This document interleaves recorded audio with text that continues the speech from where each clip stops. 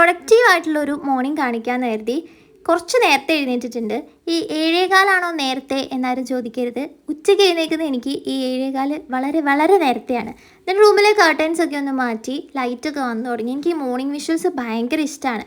എന്നിട്ട് താഴെ പോയി ജസ്റ്റ് ഒന്ന് ഫ്രഷ് ആയിട്ട് വരാമെന്ന് കരുതി. എംപ്റ്റി സ്റ്റൊമക്കിൽ വെള്ളം കുടിക്കുന്നത് നല്ലതാണെന്ന് ഞാൻ കേട്ടിട്ടുണ്ട്. സോ കുറച്ച് വെള്ളമൊക്കെ കുടിച്ചിട്ട് കുറച്ച് വർക്കൗട്ട് ചെയ്യാമെന്ന് കരുതി. വർക്കൗട്ട് എന്ന് പറയുമ്പോൾ ഭയങ്കരമായ വർക്കൗട്ടൊന്നുമല്ല, ജസ്റ്റ് വാമപ്പ് കാര്യങ്ങളൊക്കെയാണ്.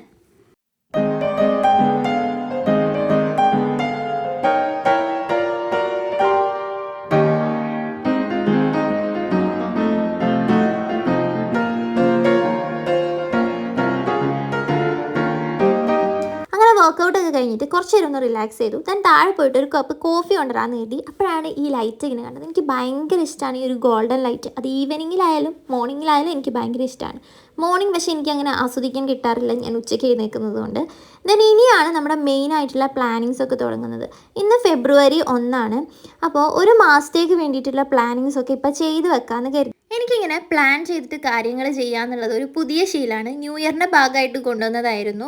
ആൻഡ് ജാനുവരി ഞാനിങ്ങനെ പ്ലാൻ ചെയ്തിട്ടുണ്ടായിരുന്നു. മെയിൻ ഈവൻറ്റ്സ് എന്തൊക്കെ ഈ മാസത്തിൽ ചെയ്ത് തീർക്കണം എന്നുള്ള കാര്യങ്ങളൊക്കെ ജസ്റ്റ് ഒന്ന് നോട്ട് ഡൗൺ ചെയ്തിട്ടുണ്ടായിരുന്നു. ആൻഡ് അതിൽ എന്തൊക്കെ ചെയ്തു എന്നുള്ള അനാലിസിസാണ് ഇപ്പം നടന്നുകൊണ്ട് നിൽക്കുന്നത്.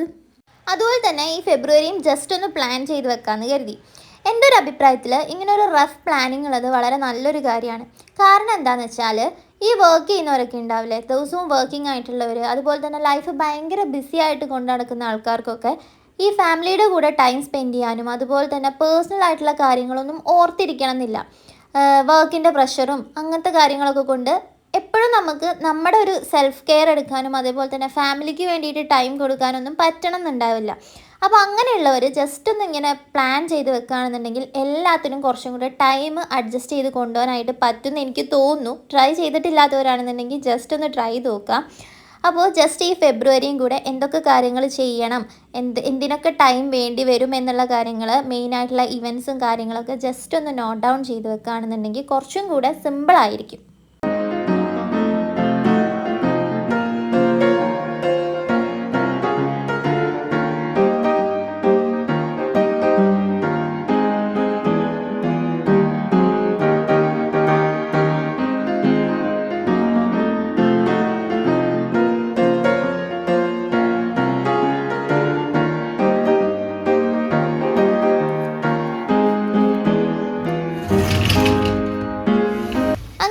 പരിപാടി കഴിഞ്ഞു. ഇനിയുള്ള എന്താണെന്ന് വെച്ചിട്ടുണ്ടെങ്കിൽ ഈ ഒരു പ്ലാനറിൽ ഞാൻ ജസ്റ്റ് ഓരോ ഡേയ്സിലും എന്തൊക്കെ കാര്യങ്ങൾ ചെയ്യണമെന്ന് റഫായിട്ടൊന്ന് എഴുതിയിടാറുണ്ട്. അതായത് ഇപ്പോൾ സെൽഫ് കെയർ ആയാലും അങ്ങനത്തെ കാര്യങ്ങളൊക്കെ ജസ്റ്റ് ഒന്ന് നോട്ട് ഡൗൺ ചെയ്തിടാറുണ്ട്.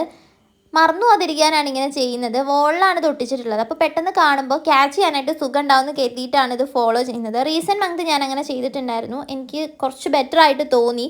സോ ഫെബ്രുവരിയും കൂടെ അങ്ങനെ ഒന്ന് ജസ്റ്റ് ഒന്ന് എഴുതിയിടാമെന്ന് കരുതി.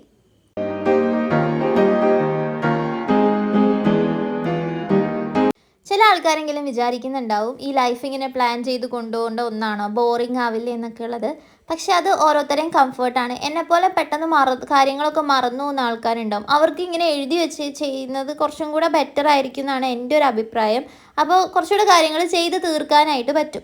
നെക്സ്റ്റ് ഉള്ള പരിപാടി എന്ന് പറയുന്നത് ഇന്നത്തെ ടു ഡു ലിസ്റ്റ് എഴുതാന്നുള്ളതാണ്. ഇന്ന് കുറച്ച് ക്ലീനിങ്ങും പരിപാടിയൊക്കെ ഉണ്ടായിരുന്നു. ഇങ്ങനെ എഴുതി വെച്ചില്ല എന്നുണ്ടെങ്കിൽ ഉറപ്പായിട്ടും ഞാനത് ചെയ്യില്ല. എഴുതി വെച്ചാലും ചെയ്യണമെന്ന് ഒരു നിർബന്ധവും ഇല്ല. ഇന്ന് ചെയ്തിട്ടില്ല എന്നുണ്ടെങ്കിൽ ആ സാധനം തന്നെ ആയിരിക്കും എനിക്ക് നാളെയും ചെയ്യേണ്ടി വരാം. അതുകൊണ്ട് ജസ്റ്റ് ഒന്ന് എഴുതി വെച്ചേക്കാം. ഇനി എഴുതാത്തത് കൊണ്ട് മറന്നു പോകണ്ട എന്നുള്ള രീതിയിൽ ജസ്റ്റ് ഒന്ന് എഴുതി വെക്കുന്നുണ്ട്.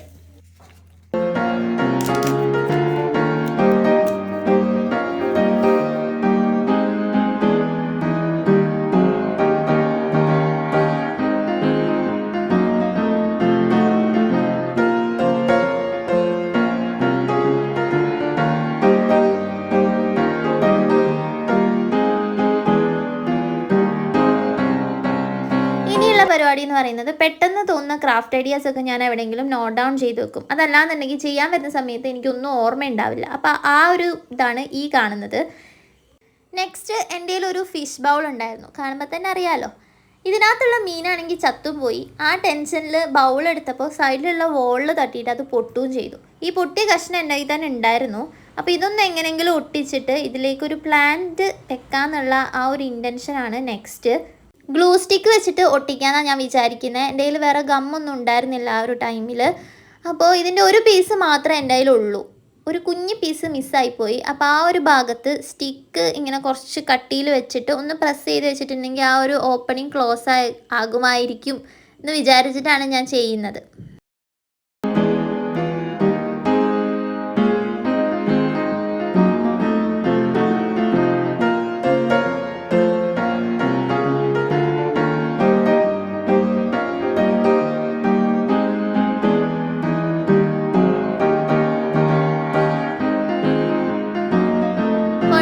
നിൽക്കുന്നുണ്ടായിരുന്നു. ഇനി വെള്ളം ഒഴിക്കുമ്പോൾ അത് ലീക്കാവുമെന്ന് എനിക്കറിയില്ല.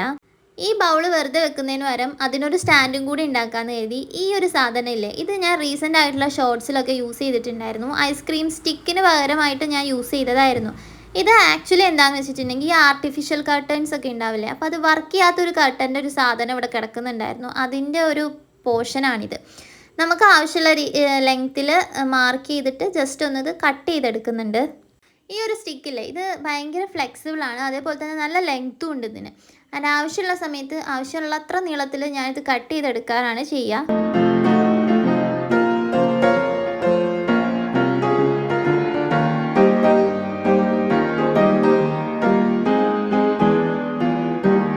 കുറച്ചധികം സ്റ്റിക്സ് ഞാൻ കട്ട് ചെയ്തെടുത്തിട്ടുണ്ട്. എല്ലാം ഒരേ ലെങ്ത്തിലാണുള്ളത്. എന്നിട്ടൊരു 4 എണ്ണം എടുത്തിട്ട് ഒരു സ്ക്വയറിൻ്റെ രീതിയിൽ ജസ്റ്റ് ഒന്ന് അറേഞ്ച് ചെയ്തിട്ട് ഒട്ടിക്കാം. ഇങ്ങനത്തെ 4 സെറ്റ് സ്ക്വയർ ഉണ്ടാക്കി എടുക്കുന്നുണ്ട്.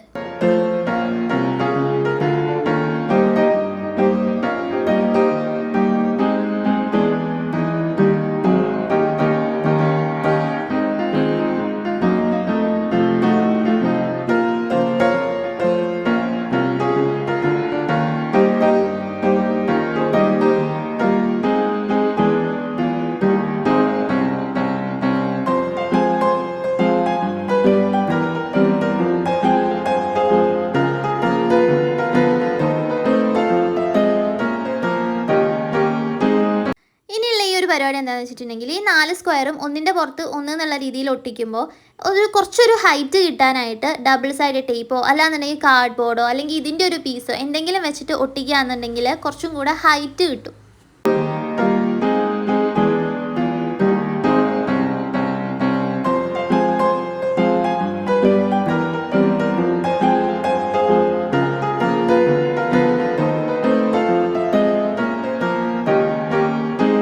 അപ്പോൾ ഇതാണ് ലാസ്റ്റ് ലുക്ക്. ഇനിയൊന്നുമില്ല, ഇതിൻ്റെ മുകളിലായിട്ട് ബൗൾ വെക്കുക, വെള്ളം ഒഴിക്കുക, ചെടി വെക്കുക, അത്രേ ഉള്ളൂ. ഇതൊക്കെ കൂടെ കഴിഞ്ഞപ്പോൾ റൂം നല്ല മെസ്സായിരുന്നു, അത് ഞാൻ കാണിക്കുന്നില്ല. അതും കൂടെ ഒന്ന് ക്ലീൻ ചെയ്ത് കഴിഞ്ഞിട്ടുണ്ടെങ്കിൽ ഈ ഒരു മോർണിംഗ് പ്രൊഡക്ടിവിറ്റി ടൈം ഇവിടെ അവസാനിക്കുകയാണ്. അപ്പോൾ ഇഷ്ടമായിട്ടുണ്ടെങ്കിൽ ലൈക്ക് ആൻഡ് സബ്സ്ക്രൈബ് മറക്കണ്ട.